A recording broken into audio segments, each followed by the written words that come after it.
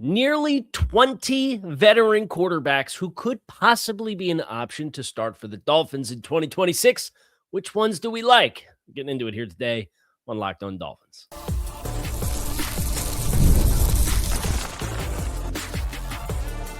You are Locked On Dolphins, your daily Miami Dolphins podcast, part of the Locked On Podcast Network, your team every day.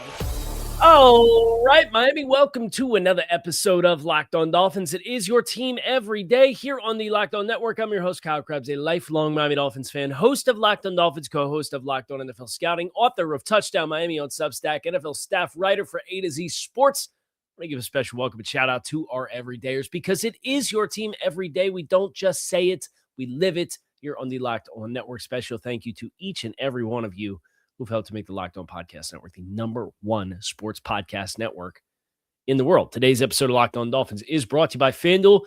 Use your profit boost on an NBA future and get entered for your chance to win a trip to the NBA Finals. Play your game with FanDuel, the official sports betting partner of the NBA. Lots of groundwork to be done at quarterback. And the Dolphins, there's some Jeff Darlington in a phenomenal interview on Joe Rose yesterday. And one of the things that they talked about a lot of things. They talked about Mike McDaniel and his tenure with the team and what went right and what went wrong. They also talked about Tua and the path forward. And this was kind of the inspiration for today's programming. Jeff Darlington was asked by Joe Rose, what do you think the future holds for Tua? How correctable are the problems? This, that, the other thing. And here's what Jeff Darlington said. I don't think it matters to Dolphins fans. I can tell you that. I don't think he'll be playing in Miami. Just know that's not going to happen. Okay. When Jeff talks with the Dolphins, I listen. Jeff is, if we're doing the draft of everybody in the industry and could potentially have access to inside information and find ways to kind of tell you things without saying things outright because of who he talks to. And you could go back to Jeff was the guy with Steve Ross back in 2011 with Tony Sperano with the Harbaugh thing. Jeff was the guy who had that opportunity to interview those guys. And that was a decade and a half ago. And Jeff's obviously moved on to big, great things at ESPN. But he's still got those Miami ties. So when Jeff, and you could tell when you listen to Jeff do the interview with Joe Rose, and it's about 20 minutes long. It's up on the WQAM's YouTube page from yesterday's Joe Rose show on Thursday. You can hear him filtering through, and I know this because I've done this. So I can hear myself and my own inner monologue in Jeff as Jeff is being asked and answering these questions, and you can hear him searching for the right way to articulate things that he's privy to. So for that, to hear that lens go on throughout that interview, and to also then hear him say that's not going to happen about Tua coming back in 2026, and knowing there's a collection of the fan base that feels if you're paying him the money, brother, you got to be here, right? If we're paying you, you're going to play for us. And we're going to let you compete and maybe be the QB1. That's not what I would do because I want the reps going to somebody who could be the future, right? Which is something to keep in mind for today's program. Because today's program is about the future quarterback, specifically in 2026. Tua Tagovailoa's name is on the list that I have procured. I've procured a list of almost 20 NFL quarterbacks who are currently in the league, whether they're under contract by the Dolphins, whether they're under contract by another team, whether they're set to be free agents. Nearly 20 to say if they're going to bring in competition and they're going to hit restart at this position on the roster, knowing full well that, there's long-term aspirations to have long-term stability and a long-term franchise caliber star, right? And you probably don't find that on the first stone that you turn over, but they're going to start this process by turning over a stone. And maybe they do, maybe they double dip with the draft, right? I think that's the challenging part to try to predict is obviously you've got Quinn Ewers under contract. Do you free agency one and draft another? Do you draft two? Do you draft one and go undrafted rookie with the other one? All kinds of options are on the table. I think it's probably a safe bet to assume that they will sign somebody. Now, whether the appeal of that somebody or they will acquire somebody would be a more accurate way to put it. Whether that person comes in and is considered the de facto starter or just another name on the list to compete, I think that depends on how big of a swing they feel compelled to take. I want to go through these names. And I have them, they kind of fit into three buckets. And I have them in random.org/list.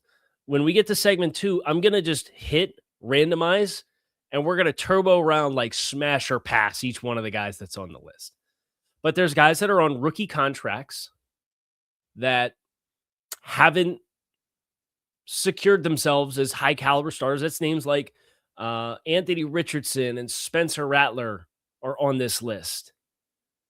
There's guys on the Dolphins. I do have Tua Tagovailoa and Quinn Ewers on the list. There's unrestricted free agents like Kirk Cousins and Malik Willis on this list. And then there's some career backup you may have to trade for types. Tanner McKee, Tyson Bagent with Chicago, Davis Mills. So it's kind of a collection of a bunch of different walks of life as NFL quarterbacks. To acknowledge, we've got our favorites. But if it goes option A, option B, option C, if option A gets $35 million, I think that's crazy. Right? And option A out of that list for me, and I'll spoil it, Malik Willis is option A for me. But if you're getting into that price stratosphere, I'm looking at pick swaps and late round draft pick trades or player for player trades, and I'm interested in some of these other names on the list or potentially signing a guy, right? So let's do it. Let's dive in. We've got all these different walks of life at NFL quarterback on a list. We're going to randomize it, and we're going to do a rapid fire work through all the names. Yes or no. I'm digging it. I'm not digging it. And then we will isolate the list to the guys that I'm digging and go from there. So that's next on the show. Make sure you guys stick with us. If you've ever wanted to experience the NBA Finals live and in person, FanDuel is giving you the chance to turn that dream into a reality with their NBA sweepstakes. Here's how it works. Use your profit boost on any NBA future, and you're automatically entered for a shot to win a trip to the NBA Finals for 2. That's right. Flights, tickets, the whole experience. If you're already looking at the board and thinking about which team can make a deep run, this is the perfect time to lock it in. I love futures time of year. Whether that's picking a team to win a championship or grab a conference title, it adds an extra layer of excitement to every game down the stretch. Visit FanDuel.com to get started. Use your profit boost on an NBA future and get entered for your chance to win a trip to the NBA Finals. Play your game with FanDuel, the official sports betting partner of the NBA. All right. One time on the button, randomize the list, and we're just going to go top to bottom. We're going to delete the names of the guys we don't like. Oh, good. And we picked a banger to start. Number 1, 17 quarterbacks. Number 1 is Jimmy Garoppolo. I am passing on the idea of Jimmy Garoppolo, and I understand Jimmy G has experience in the 49ers, Kyle Shanahan style offensive tree. The Raiders' years were awful, right? It's 9 touchdowns to 10 interceptions. Over that period of time, we had a quarterback rating of 77. And then he was the backup the last, or I guess that was the 1 year. I'm combining the first year with the Rams with the 1 year in the Raiders. Okay, so just the 1 year with Las Vegas was 7 touchdowns to 9 interceptions, 172 yards a game.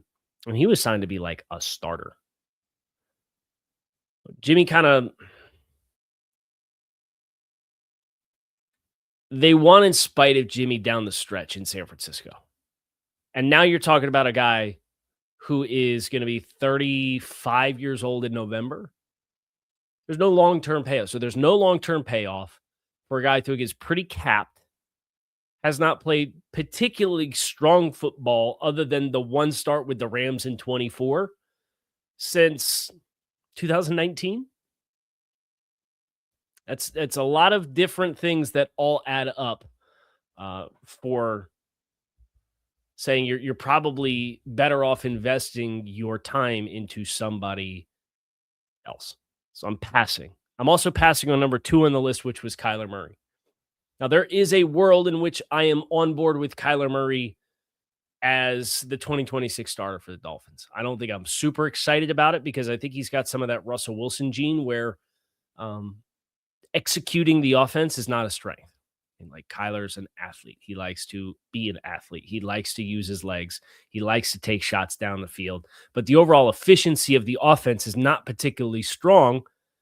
And he set a career high in sack rate in 2025. 9% of his dropbacks were sacks. That's 50% higher than his career total. He's a guy who's had some injuries. He's not a big guy.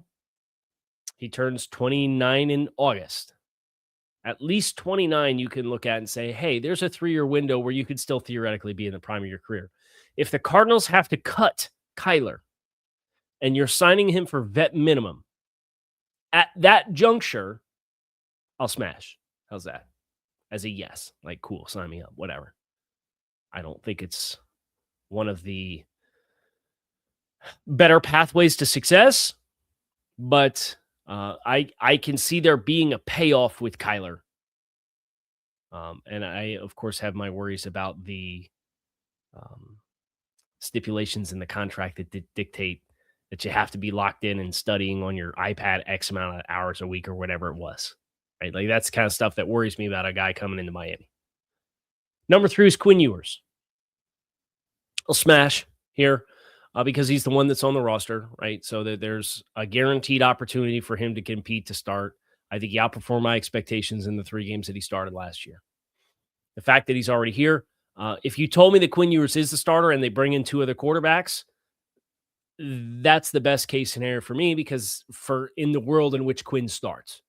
Because now that means you brought in a vet, you brought in a rookie, Quinn's still starting. It means he beat them both out. And he won the competition. And if that's how it goes, cool, neat. Obviously, the 7th round pick, you're paying vet minimum for him as a player. I can only see that as a good thing. Joe Flacco, number 4, pass. Tanner McKee, Philadelphia Eagles backup quarterback. I am passing on this one as well. I do think he's a intriguing player. He's only really had 88 career pass attempts. He's played in 6 games. He's 1-1 as a starter, but you have to trade for him, right? I think it'd be one thing to say, hey, we can sign Tanner McKee to the roster. But the fact that he's, what was the sixth round pick for the Eagles in 2023. He played 1 game in 24, 1 game in 25. This is his 4th year, so the Eagles still have retained that player control. The risk plus investing a pick for that small of a body of work for a team that has historically always had great success in getting like the quarterback factory rolling makes it not a super high attractive option for me. Now, Geno Smith is number 6 on this list.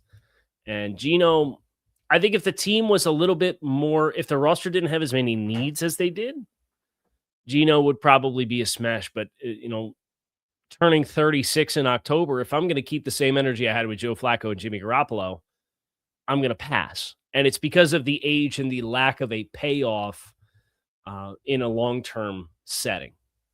Davis Mills is the next one on the list. He's under contract in Houston this year. He obviously started in 3 games, went 3-0. Wasn't particularly productive. There's some familiarity with Bobby Slowick. that I think is interesting. This would come down to price for me because I can smash the idea because Davis started 26 games his first 2 years in the league before CJ Stroud came into the picture. Now, they weren't particularly prolific on offense. They weren't putting points up on the board at a very high level, but I do think I think the ceiling there is a sufficient level starter. If you get a sufficient level starter who's 27 years old, he turns 28 in October, I think there could be a lot worse things in the world, but what is the cost? Is Houston asking for a 4th-round pick outright for a backup quarterback? Because if that's the case, now I'm not interested, right? So that's that one's a conditional smash for me on Davis Mills. Spencer Rattler, this one's smash all the way. I think there's upside here with Spencer Rattler. He actually played the growth that Spencer Rattler showed in New Orleans from his rookie season to the year that he had last year before he got sat down for Tyler Shuck with Kellen Moore as the head coach of the team and the offensive play caller. I mean, his completion percentage went up 10%, almost 11%. His passer rating, it went up 16 points. His sack ratio went down more than 2%. His adjusted net yards per attempt was up more than a full yard. So he's a guy he's got a strong arm. He's not a big guy. He's proportioned similarly to Tua and Malik Willis at about 6'1". Actually, I can tell you exactly what he was. Spencer Rattler at the NFL Combine when he came through and was drafted in the 5th round of the 2024 NFL Draft by the Saints. 6 foot and 1/4, 211 pounds. Runs a 4.95 40-yard dash. The comparables on his size profile include Tua Tagovailoa, Caleb Williams, Bo Nix, Anthony. I don't know if you guys recognize the name Anthony Gordon, Matt Corral, Bailey Zappi. So not a big-bodied quarterback, but he does have a big arm. And he's kind of been through the ringer a little bit throughout the course of his college career at Oklahoma and South Carolina, and he was perceived as the best thing since sliced bread at Oklahoma, and then goes to South Carolina, and he's struggled with turnovers. That's kind of been the book.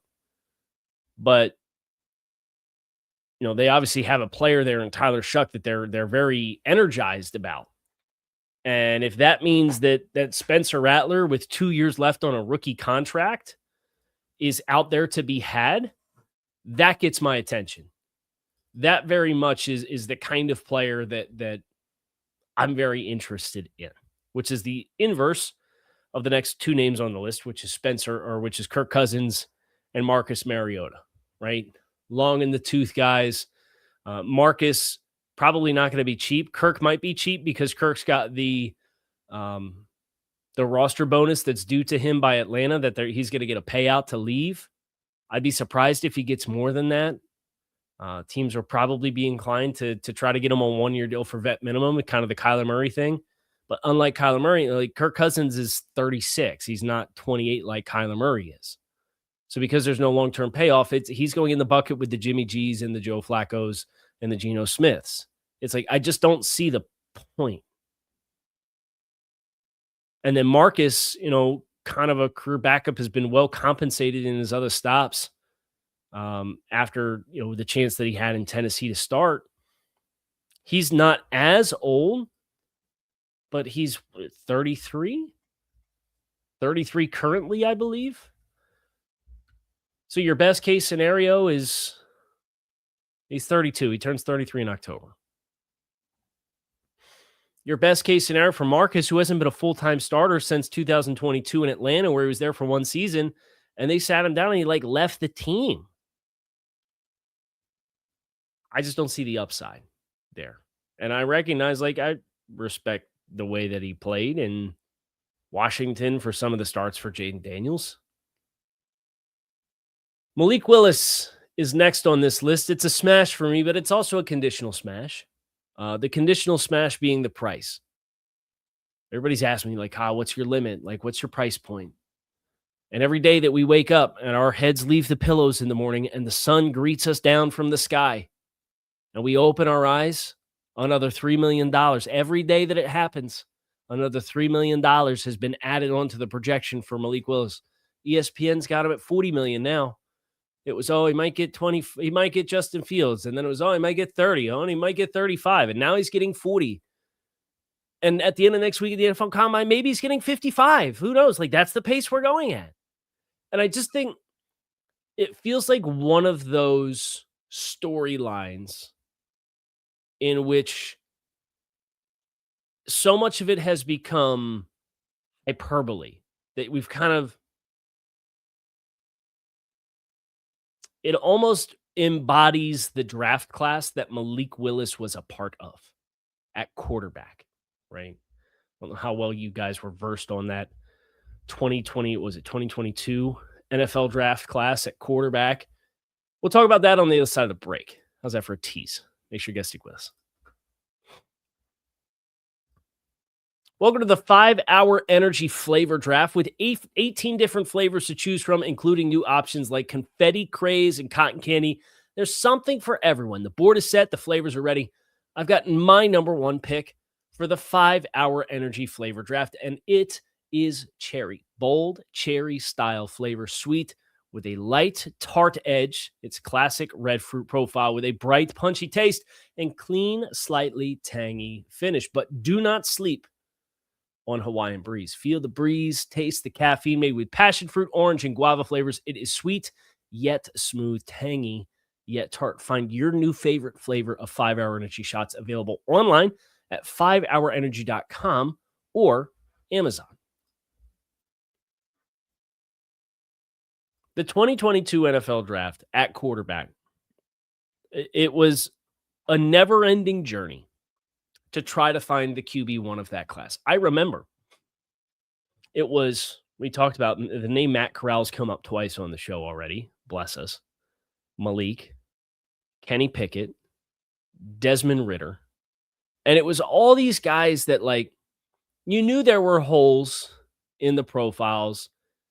And there's a group that liked Malik because of the tools. There was a group that liked Kenny because of the senior year tape, despite the fact that all the tape before that was kind of questionable. And there's a size profile and a hands profile and all that stuff, yada, yada, yada, yada, yada, right? And the mock drafts, well, I'll put my hand up and say, there's a mock draft that was done in March for me that had more than one of those guys going in the first round. It was Malik Willis and Kenny Pickett in the first round in 2022 in March. But when you got to April,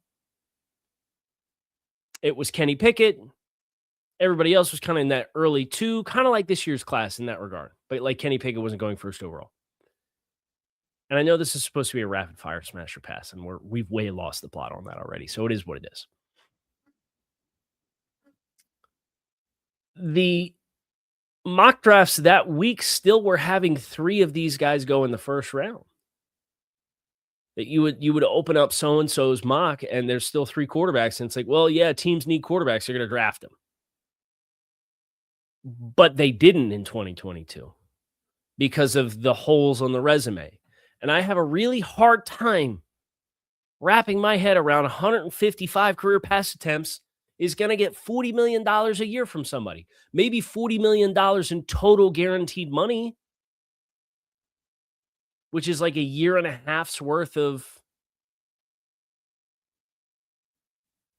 salary if it's a $25 million a year deal.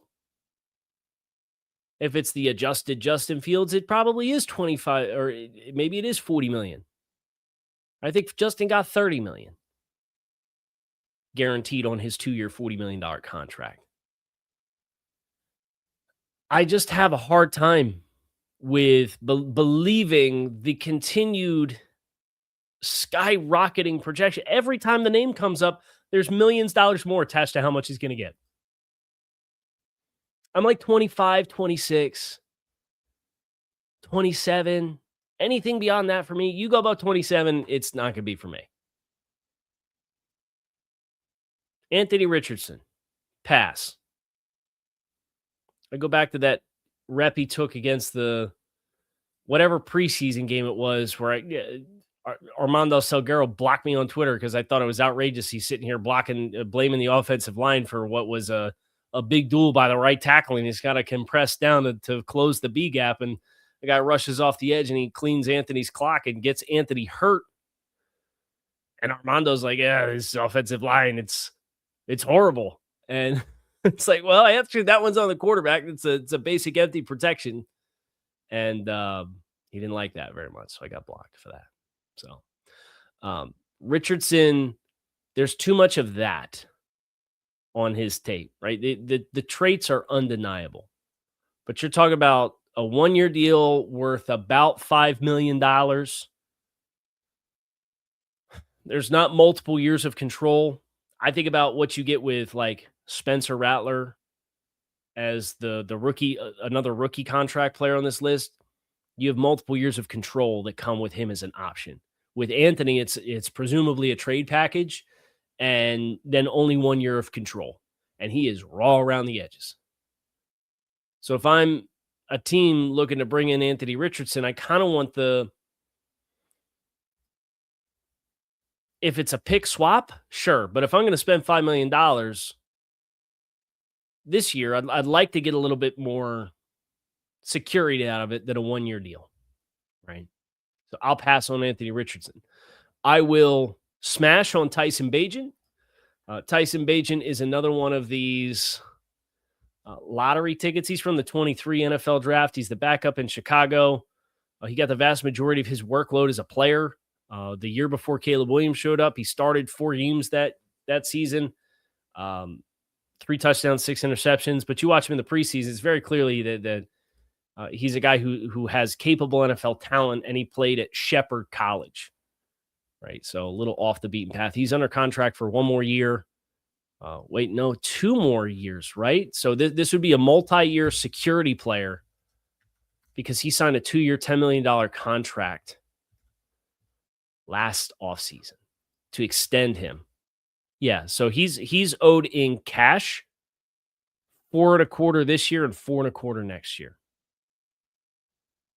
That's one I'd really entertain if I were the Dolphins. Now that obviously comes with a trade of some kind and a pick swap, but turns 26 in June.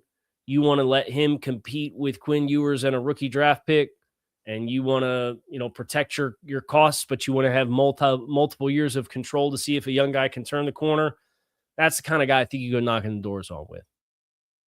Probably apply the same thing for Will Levis. Obviously, Will Levis has some big-time tools. I think it's interesting that when Will was at Kentucky, they just added this new coach. C.J. Conrad was a grad assistant on that Kentucky staff under Liam Cohen for when Will Levis was on the quarterback at Kentucky. The Dolphins are reportedly adding him courtesy of Matt Zenitz from CBS Sports. So it's 3 Kentucky Wildcat offensive coaches on Jeff Hafley's staff. Will was the quarterback there. Obviously, he started at Penn State. He transferred. He was the 33rd overall pick in the 2023 NFL draft. And because he was in the 23 NFL draft, I go back to that talking point about cost control. He has a roster bonus that's owed during training camp. He's owed just over $2 million in cash. So if you're going to go like the Anthony Richardson type route, Levis has big time tools, but Levis also has less than half the cash that's owed to him. Obviously, Cam Ward coming in there is the guy. Consider me interested. Russell Wilson, Tyrod Taylor, passing on both of those guys because of the age element. And then Tua Tagovailoa passing because I think it's time for a fresh start. This group, all of the indications would seem to suggest that this group believes that Tua Tagovailoa is not their long-term answer. And if that's the case, do not give the reps to somebody who has no chance to be the future of the franchise. That's all it boils down to for me. I would hate any answer on this list, whether it's Tua because of contract / past history / injury concern / whatever, or it's Russell Wilson because of age or Jimmy Garoppolo because of age, any one of those answers, if you do not believe there's a long-term payoff that you could potentially tap into, they're not getting smashed on this list. So my smashes are vet minimum Kyler Murray scenario, Quinn Ewers scenario, conditional Davis Mills cost to acquire scenario, Spencer Rattler, Malik Willis free agency cost scenario, Tyson Bagent, Will Levis. That's 7 names. Now, obviously, not all of those are available to just go out and get. You would have to agree to terms on a trade for one of those players. But if we're serious about draft capital, then I think this only further amplifies the Minkah Fitzpatrick trade rumors. I think this further amplifies the need to entertain Austin Jackson, potentially entertain the need to trade back. And then whether you get a guy in the building early on in the process, if you get a guy in the building late in the process, after the draft, because so-and-so team drafted another quarterback and that makes one of these guys readily available. I don't know. But that's 17 veteran quarterbacks that could be a starter for the Dolphins. And 7 of them, I said, in some way, shape, or form, I think I'm on board with. Let me know what your list looks like. I'm out of here. Kyle Krabs, keep it locked in. Your team every day. Appreciate you guys checking out the show. I'll talk to you all again soon. Fins up.